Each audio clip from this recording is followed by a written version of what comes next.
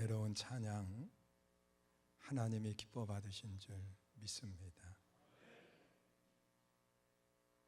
오늘 본문의 말씀을 중심으로 해서요, 여기 회복의 길이 있습니다.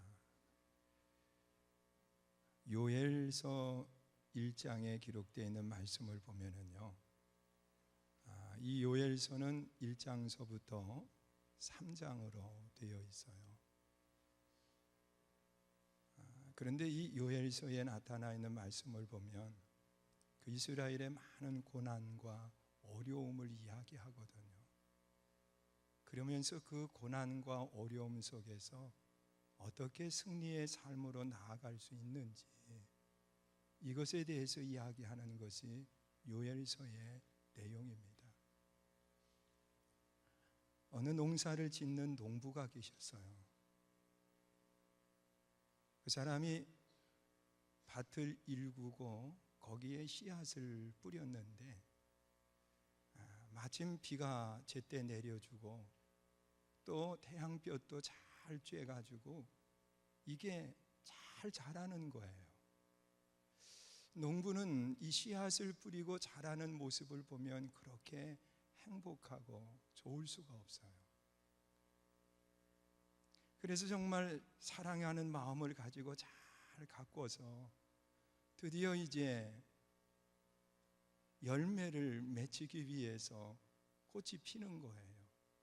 이제 됐다. 올 농사는 대풍을 맞이하겠다. 그러면서 그렇게 좋아했어요. 그래서 기대하는 마음을 가지고 그 밤에 편안히 잠을 자고 아침에 일찍이 밭으로 나갔는데 세상에 이런 일이요. 파충이라고 하는 그러한 메뚜기과 곤충이 와가지고서는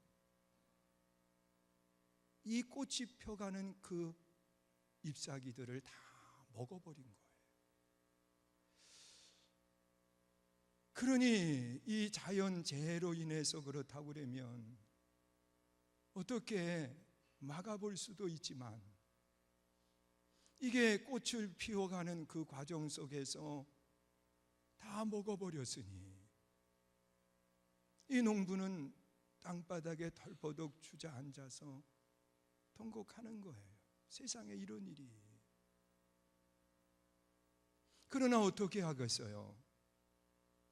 농사를 그만둘 수도 없고, 그래서 남아있는 것들을 추스려 보니까 그래도 제법 되는 거예요. 그래서 남아있는 것에 기대를 가지고서는 다시 사랑을 베풀고 가꾸는 거예요.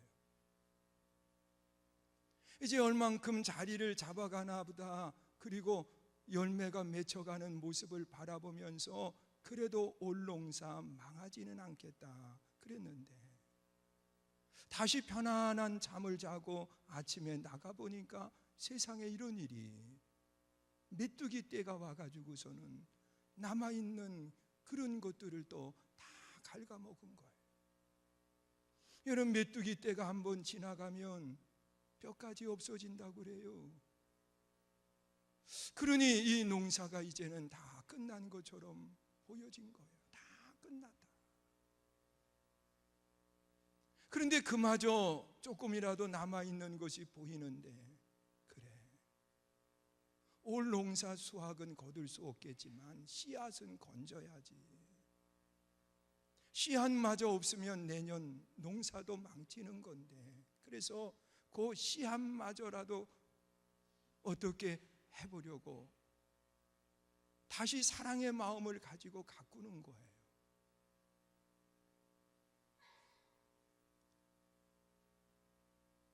그런데 하룻밤을 자고 아침에 나가보니까 세상에 느치라고 하는 이 메뚜기과 곤충이 와가지고서는 이 남아있는 거의 다 먹어버린 거예요. 이제는 씨앗마저도 소망이 없어요.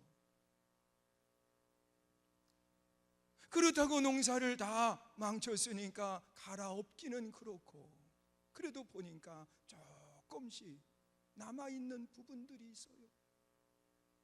그래서 이거라도 어떻게 해야 농사 지을 때에 씨앗으로 사용할 텐데, 그러면서 정성을 다해서 나머지 것을 가꾸었는데, 이제 덜 익었지만 차라리 베어들여서 이걸 말려서 사용해야 되겠다. 그리고서는 다음 날 드디어 이제 추수하려고 생각을 하고 낫을 가지고 나가봤더니 세상에 이런 일이, 황충이가 와가지고서는 나머지를 다 갉아먹었는데 남아있는 게 아무것도 없어요. 이게 요엘서 1장 4절의 내용이에요. 여러분, 밭종이가 와가지고서는 갉아먹어요. 메뚜기가 와서 갉아먹어요. 느치가 와서 갉아먹어요. 황충이가 와서 다 갉아먹어요. 아무것도 없어요. 여러분, 추수의 때에 인생의 실패자가 되면 얼마나 힘들겠어요. 차라리 뿌렸을 때 이런 일이 생기면 다시 어떻게 다른 것을 심든지 해보기도 하지만, 곡식을 거두어 드릴 때에 이러한 어려운 일을 만나면 다 끝난 것처럼 느껴지잖아요. 오늘 여러분들이 삶을 살아오시면서 여러분들은 어때요? 여러분, 고난이라고 하는 문제들이 없나요? 아니면 여러분만의 아픔 속에 잠을 이루지 못하는 고통이 여러분에게 있지는 않나요? 여러분, 우리 한번 생각해 보세요. 수능 시험을 치르는 학생들, 여러분 12년 동안 정말 피눈물을 흘리면서 먹고 싶은 거 제대로 못 먹고 하고 싶은 일 제대로 못하고 공부했어요. 그런데 이제 수학을 거두려고 했는데 지진이라고 하는 것이 저 포항 쪽에 강타를 해서 모든 학생들이 시험을 연기하고, 그리고 또다시 일주일을 기다리는데, 여러분, 그 학생들은 지난 18일 날 시험을 치를 거를 생각을 하고 다 거기에 맞추었거든요. 체력도, 자기의 공부의 스케줄을 다 거기에 맞췄는데 얼마나 허무하겠어요. 얼마나 힘들겠어요. 여러분, 이것이 그들만의 문제가 아닌 오늘 우리들의 문제가 아닌가요? 이런 고난이 있을 때에 우리는 어떻게 합니까? 여러분, 생각해 보세요. 다윗이라고 하는 한 나라의 왕은요, 사도행전 13장 22절에 나타나 있는 말씀을 보니까 하나님이 그렇게 다윗을 평가해요. 이새의 아들 다윗을 만나니 내 마음에 합한 사람이다. 여러분, 하나님의 마음에 합했으면 삶이 좋은 일들만 일어나야 되잖아요. 하나님의 마음에 합한 사람인데 말이에요. 그런데 다윗의 삶을 보면 참 기구한 운명을 살아간 사람이에요. 여러분, 왕으로 기름 부음을 받았지만 사울이라고 하는 왕이 이 다윗을 죽이려고 수도 없이 시도를 해요. 이로 인해서 그는 블레셋이라고 하는 나라로 피신을 해서 거기에서 미친 사람처럼 행동을 하거든. 그리고 왕이 되고 난 뒤에도 다윗의 삶은 결코 평탄하지 않아요. 그가 하나님 앞에 해서는 안 될 죄를 지었어요. 살인죄와 간음죄를 지었어요. 그 가운데 태어난 자녀가 있었는데 그 자녀가 태어난 지 얼마 안 돼서 시름시름 병에 걸려서 고통하는 거예요. 다윗은 그 자식을 바라보면서 금식하면서 하나님 앞에 기도하거든요. 그럼에도 하나님은 그 생명을 거두어 가셨어요.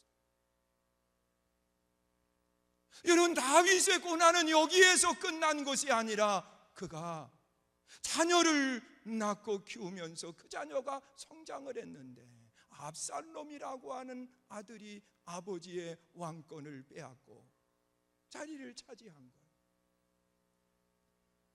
아니, 자녀에게 물려주면 행복하지만 이렇게 비참한 모습으로 아버지를 내몰고 왕이 된 아들을 바라보세요. 얼마나 그 마음이 괴롭겠어요. 여러분, 그는 왕궁을 비워두고서는 도망을 하는데 여러분, 마음에 평안이 있겠어요?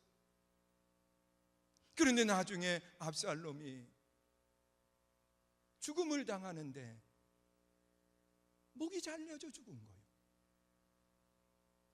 여러분, 다윗은 통곡하며 기도해요. 정말 하나님 앞에 통곡하며 기도해요. 여러분, 이런 다윗, 이런 고난의 연속인 다윗을 하나님이 왜 하나님의 마음에 합했다고 이야기했을까?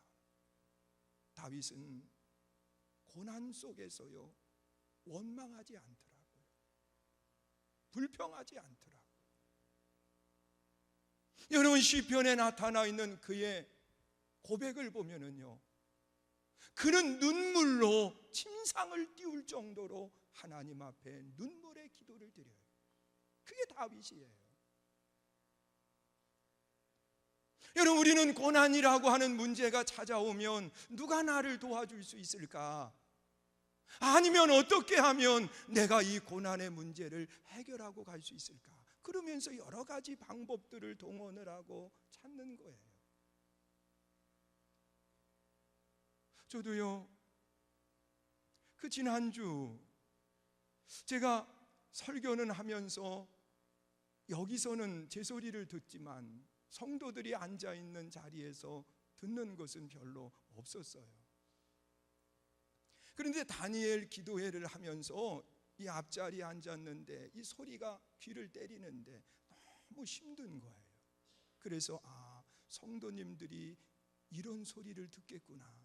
그래서 어떻게 하면 더 좋은 소리를 낼 수 있을까? 그리고 수소문을 했더니 어느 한 분이 이 음향을 참 잘하는 분이 계시다는 거예요. 그래서 그분을 오시라고 그랬어요. 저 방송실 지금 전도사님 앉아 계시는데 나하고 있는데 딱 그분이 오더니 첫 마디가, 이 교회는 좋은 시스템에 10%도 사용하지 못하고 있습니다. 그러면서 이야기를 하는 거예요. 그러니까 내 마음속에 그러면 90%를 살릴 수 있다고 하면 해봐야지. 그래서 그분한테 의뢰를 했어요.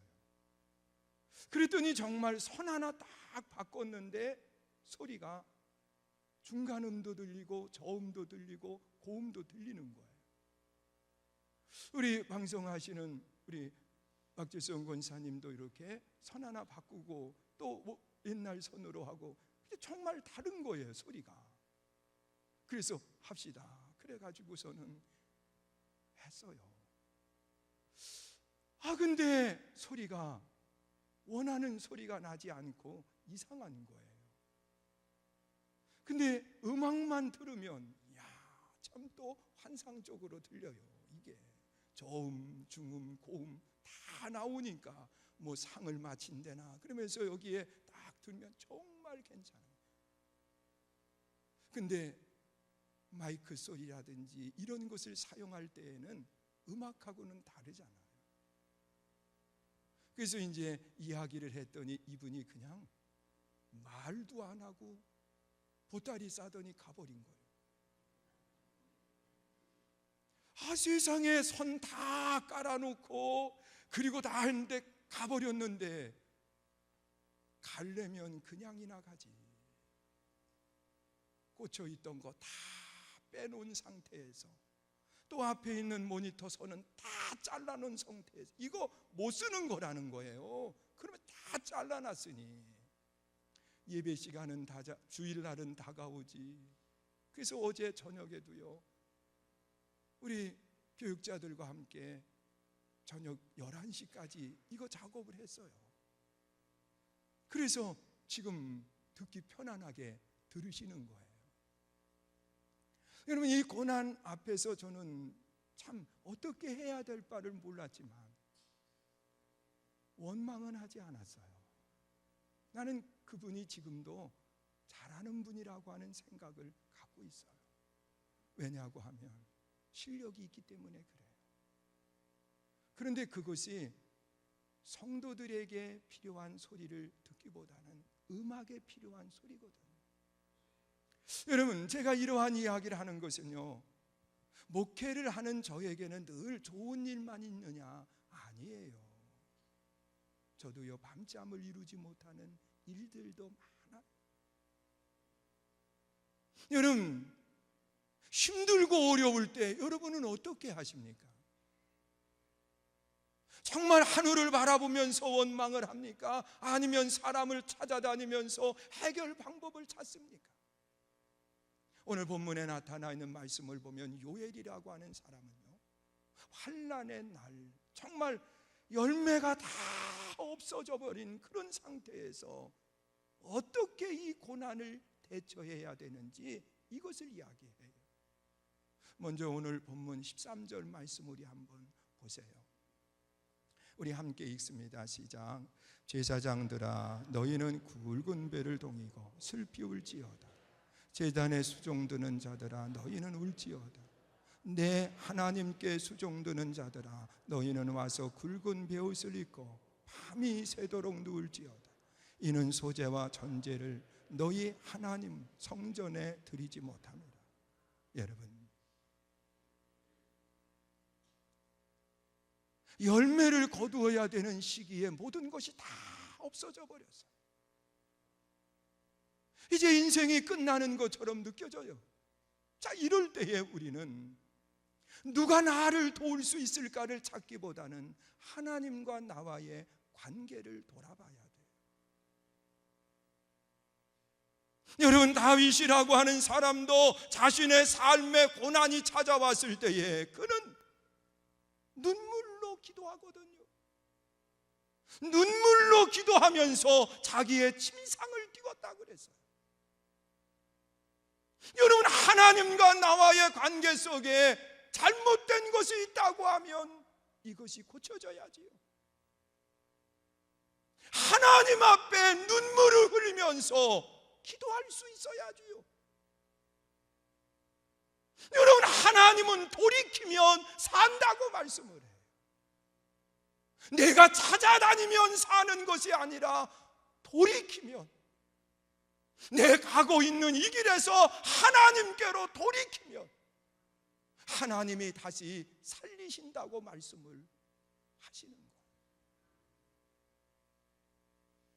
여러분, 야곱이라고 하는 사람이 있어요. 이 야곱은 오늘 그 야곱이 살아있다고 하면 아마 삼성의 이건희 씨보다도 더 상술에 능한 사람이었을 것 같아요. 그는 팥죽 한 그릇을 가지고 장자권을 획득을 해요. 빈손으로 아무것도 없지만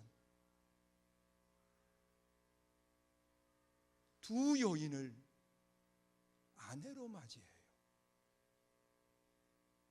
그는 하나님과도 협상을 해요. 창세기 28장에 보면 하나님이 내게 물질을 주시면 내가 하나님께 11조를 드리겠습니다. 주시면 드리겠다는 거예요. 하나님 다시 돌아오게 하시면 여기다가 하나님의 집을 짓겠습니다. 그러면서 하나님과 협상을 해요. 이게 야곱의 모습이에요. 그런데 그가 결혼을 해서 아이들을 낳는데 12명의 아이를 낳아요. 그 아이들을 키워요. 그런데 그들 가운데 유독 요셉이라고 하는 아들을 사랑합니다. 그래서 요셉을 위해서 채색 옷을 입히기도 하고 그를 집에서 품어서 키웁니다. 어느 날 아버지가 요셉을 형들이 있는 곳에 심부름을 보냈는데 그게 마지막이 된 거예요. 그 형들이 요셉의 옷을 가지고 오면서 하는 이야기가 이것이 혹시 동생 요셉의 것이 아니냐고. 아버지가 보니까 피가 묻어 있고 다 찢어져 있는 거예요. 여러분, 옷만 남았다고 하는 것은 죽었다는 거예요. 피가 묻었다고 하는 것은 몸조차도 다 없어졌다는 거예요. 그때 야곱은요, 베옷으로 갈아입고 하나님 앞에 통곡하며 기도해요. 하나님은요, 야복강가의 기도를 통해서는 형과 화해할 수 있겠지만 그가 진심으로 하나님께 돌아오는 시간은 없었거든요. 그런데 요셉이 그런 어려움을 만나고 난 뒤에 야곱은 하나님 앞에 전심으로 돌아옵니다. 베옷을 갈아입고 통곡하면서 하나님 앞에 기도해요. 하나님이 그 기도를 들으셨어요. 그래서 요셉이라고 하는 사람이 이방 나라에 종살이하지만 하나님께서 그를 세워가시는데 애굽의 총리가 되어서 아버지와 극적으로 만나게 되고 아버지는 죽었다 살아온 아들 요셉을 기쁨으로 맞이하는 아름다운 모습을 보게 돼요. 여러분, 내 삶에 눈물의 기도가 있어야 돼요. 통곡하는 기도가 있어야 돼요. 여러분, 우리가 힘들고 어려운 일을 만났을 때에 누구 원망할 것 없어요. 불평할 것 없어요. 하나님이 원하시는 것은 그때 무릎을 꿇는 거예요. 그리고 하나님 앞에 눈물을 흘리는 거예요. 하나님, 다시 살려주세요. 하나님, 다시 일어나게 해주세요. 하나님 앞에 눈물을 흘릴 수 있어야 돼요. 여러분, 히스기야 왕이 병들어 죽게 되었어요. 그때 히스기야 왕이 벽을 바라보면서 하나님만 바라보면서 눈물로 기도할 때 하나님이 그를 세워주시는 거예요. 오늘 여러분들의 고난의 문제 속에 하나님과의 거리를 볼 수 있기를 축원합니다. 하나님이 너무 멀리 계시면 안 되잖아요. 하나님은 죄인과 함께 하지 않아요. 그렇기 때문에 우리는 죄악을 내려놓고 회개의 눈물을 흘려야 돼요. 그리고 또한 요엘이 이야기하는 것이 있어요. 내 삶에 고난과 어려움이 있을 때 우리는 어떻게 해야 될까? 오늘 본문 14절 보세요. 14절 읽습니다. 시작. 너희는 금식을 정하고 성소를 소입하며 장로들과 이 땅의 모든 주민들을 너희 하나님 여호와의 성전으로 모으고 여호와께 부르짖을지어다. 여러분, 장로는 그 당시에 지도자입니다. 모든 백성들, 그들을 다 어디로 모이라고 했느냐고 하면 성소로 모이게 하고 그리고 함께 기도했습니다. 여러분, 우리는 고난을 만났을 때에 홀로 자기를 가두어 두지 마세요. 많은 사람들은 고난을 당하면 아무도 안 만나려고 그래요. 사람을 회피해요. 그런데 하나님은 고난의 문제가 있을 때일수록 합치라는 거예요. 하나가 되라는 거예요. 여러분, 지도자에서 백성에 이르기까지 어느 사람이든 다 마찬가지로 하나가 되라는 거예요. 여러분, 살면서 힘들 때에 홀로 있으면은요 우울증 걸려요. 그리고 결국은 스스로 목숨까지 끊는 그런 모습들을 보게 돼요. 여러분, 우리가 신앙생활하면서 힘들 때일수록 하나 돼야 돼요. 여러분, 가정이 어려울 때일수록 가족이 하나가 돼야죠. 누구 탓하지 마요.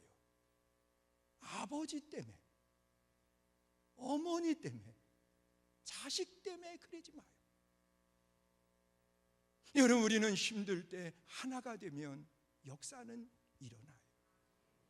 여러분, 사도행전 10장에 보면 고넬료의 가정이 나오는데요, 저는 고넬료의 가정을 개인적으로 동경하고 좋아해요. 여러분, 이방 나라의 백부장입니다. 이스라엘을 지배하기 위해서 온 사람이에요. 그런데 그가 하나님을 믿는데, 자기만 믿은 것이 아니라 온 가족이 하나님을 믿었어요. 여러분, 우리가 신앙생활하면서 나만의 예수님이 아니라 가정의 예수님이 돼야 돼요. 여러분, 우리는 힘들 때일수록 가족이 하나가 되어서 정말 하나님께 부르짖는 아름다운 모습이 있어야 돼요. 여러분, 우리가 힘든 일을 만나면 교회가 하나가 돼야 되는데, 여러분, 교회도 보면 분열이 있고 힘드는 일을 만나면 다 이구동성으로 하는 얘기가 있어요. 목사님 때문에, 장로님 때문에, 그러면서 이야기하거든요. 여러분, 하나님이 기뻐하시는 교회가 어떤 교회입니까? 사도행전 2장에 나타나 있는 말씀을 보면 44절 이하의 초대교회의 모습을 이야기하는데, 그들은 성전에 모이기를 힘썼다, 그렇게 이야기해요. 여러분, 이 교회도 정말 초대교회처럼 하나님의 성전으로 모이는데 힘을 쓸 수 있기를 주의 이름으로 축원합니다. 여러분, 조건이 좋기 때문에 모이는 것이 아니라 힘을 써야 된다는 거예요. 믿으세요? 여러분, 힘을 쓴다고 하는 것은 장애물을 넘는 거예요. 힘든 일을 넘어가는 거예요. 모이는데 힘을 썼고, 그리고 그들이 합심해서 기도하고, 그리고 사랑의 떡을 띄었다, 그렇게 말씀합니다. 여러분, 교회가 어려울 때일수록 하나가 돼야 되고, 믿으세요? 그리고 이 사회의 문제도 마찬가지예요. 여러분, 지금 이 나라의 민족이 참 어렵잖아요. 북한에서는 핵무기라고 하는 것을 가지고 위협을 하고, 또 한국 땅은 지진이라고 하는 것 때문에 예기치 못하는 고난에 휩싸여서 많은 이들이 아파하고, 여러분, 정치는 내 탓 이야기하면서 다 서로가 몰아세우는 그런 모습 우리가 보잖아요. 여러분, 이 나라의 문제 속에서 우리는 뭐 해야 되느냐? 하나 돼야 돼요. 믿으세요? 세워가는데 하나가 돼야 돼요. 여러분, 사무엘 선지자가 그 나라에 블레셋이라고 하는 나라가 늘 힘들게 하는 거예요. 괴롭히는 거예요. 한날은 백성들에게 이야기합니다. 우리 미스바로 모입시다. 그래서 미스바라고 하는 지역으로 모든 백성들이 모여들기를 시작을 했는데, 그 소식을 누가 들었느냐? 블레셋이 아는 거예요. 그래서 군인을 이끌고 와서 블레셋 진영을 진을 쳤을 때, 여러분, 지금 안에는 이스라엘 백성들이 모였고 밖에는 블레셋 사람들이 진을 치고 있는 겁니다. 자, 이럴 때 그 무기를 정비하고 힘을 모아가지고 어떻게든 그들을 뚫고 나가야 되잖아요. 그런데 사무엘 선지자는 금식을 선포하는 거예요. 그리고 3일 동안 하나님 앞에 금식하면서 기도할 때 하나님은 큰 우레를 바라시고 블레셋을 물리쳐 주시고 승리하게 하셨어요. 여러분, 이 나라가 살 수 있는 길도 하나가 돼서 부르짖는 데 있어요. 믿으세요? 서로 원망하고 떠넘기지 마요. 내일들이에요. 우리는 함께 기도하는 거예요. 여러분, 고난이라고 하는 문제 속에서 하나님이 우리에게 원하시는 것은 눈물이고, 하나님이 우리에게 원하시는 것은 하나됨입니다. 믿으세요? 가정이 하나 되고, 교회가 하나 되고, 민족이 하나 돼야 돼요. 그리고 요엘 선지자는 그렇게 이야기해요. 고난의 문제 속에 해결의 방법이 뭔가? 오늘 15절 말씀 보세요. 우리 함께 읽습니다. 시작. 슬프다 그날이요, 여호와의 날이 가까웠나니 곧 멸망같이 전능자에게로부터 이르리라. 여러분, 하나님이 전능자이심을 믿는 거예요. 믿으세요? 하나님이 전능자임을 믿는다고 하는 것은 하나님이 세상을 시작하셨다는 거예요. 하나님의 창조를 믿는 신앙을 가져야 돼요. 그리고 하나님은 창조한 이 세상을 사람들에게 맡겨서 역사를 이끌고 가시는 분이 하나님이세요. 그리고 마지막 이 역사를 끝내시는 분도 하나님이세요. 우리가 이 사실을 잃어버리면 안 돼요. 하나님이 세상을 만드셨고, 하나님이 세상을 이끌어 가시고, 하나님이 마지막 심판주로 이 땅에 오셔서 우리를 심판하신다고 하는 사실이에요. 그러기에 우리는 고난 속에 하나님과 가까워져야 돼요. 하나님께 더 가까이 나아가야 돼요. 이것이 문제를 해결하는 방법이라고 말합니다. 사랑하는 성도 여러분, 우리 다시 한번 생각해 보세요. 여러분 삶에 아픔이 있어요? 힘드는 일이 있어요? 우세요. 하나님 앞에 우세요. 세상을 향해서 원망하지 말고 하나님께 나와서 우는 거예요. 우세요. 그리고 고난이 있습니까? 홀로 외톨이가 되지 마요. 가족이 하나 되고, 교회가 하나 되고, 민족이 하나 되어서 부르짖는 거예요. 고난이 있습니까? 능력자 하나님을 믿으세요. 그분이 마지막을 선포하기 전까지는 절대로 끝나지 않아요. 믿으세요? 하나님이 마지막을 선포하실 때 그때야 끝나는 거예요. 우리 다시 한번 말씀 생각하시면서 이 시간 찬양하고 기도하기를 원합니다. 이 험한 세상 나 살아갈 동안 우리 여러분 한번 이 찬양을 드리면서 오늘 여러분들의 모습을 돌아보세요. 또한 이 나라 이 민족의 모습을 돌아보세요. 우리가 지금은 눈물 흘려 기도해야 될 때예요. 또한 특별히 우리 수능 시험을 치르는 우리 학생들을 위해서 기도해 주세요. 그들의 마음에 아픔, 허탈함 이런 것들이 잘 추스러져서 시험에 집중할 수 있게 해달라고 기도해 주시고요. 또 한 가지, 우리가 편안하게 주차장 문제를 뒤에서 차를 잘 댔었는데 폐쇄한다고 이렇게 문구를 붙여놨더라고요. 하나님이 함께 해주셔서 우리 삶에 좋은 일들이 있게 해달라고 우리 한 목소리로 함께 찬양하고 기도하고요. 또 기도받기 원하시는 분들은 앞으로 나오시면 기도해 드리도록 하겠습니다. 이 험한 세상 나 살아갈 동안